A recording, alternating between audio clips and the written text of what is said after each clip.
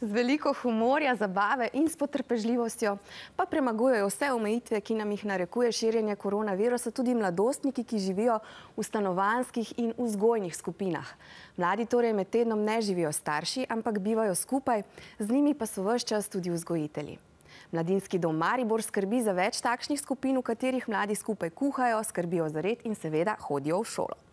A zaradi koronavirusa zdaj pouk v šoli in odhodi domov za konec tedna žal niso več mogoči. Poslali so nam posnetke, kako si krajšajo čas.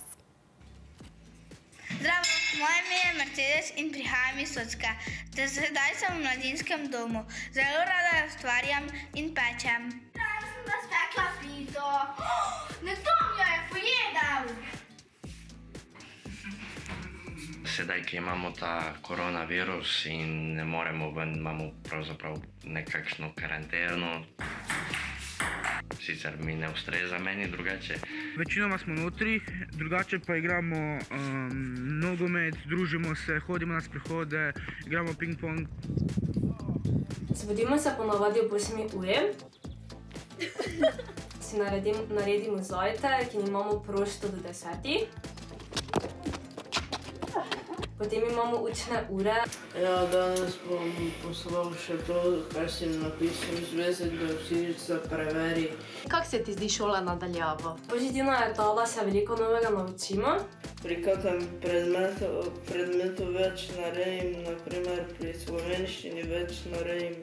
Prav uživamo na učnih urah. Pravljico sem mogla na vprašanje odgovoriti.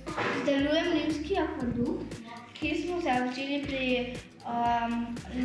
pri družbi. Negativno pa to, da zelo pogrešam svoje sošolke in da je zelo težko predelati snov sam na računalniku doma. Ko imamo poučnik spet prosti čas, gremo ven, ko se da, pač ko ni tako vreme vune. Aha, zdaj pa sneži, ne? Nekaj malega naredimo po hiši. Prvo pometemo in s teleksom počistimo okna, površine. Malo. Pol se pripravljamo na večerjo.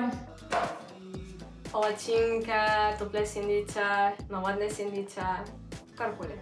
Po večerji se gremo zrihtati za spat, pol pa spat.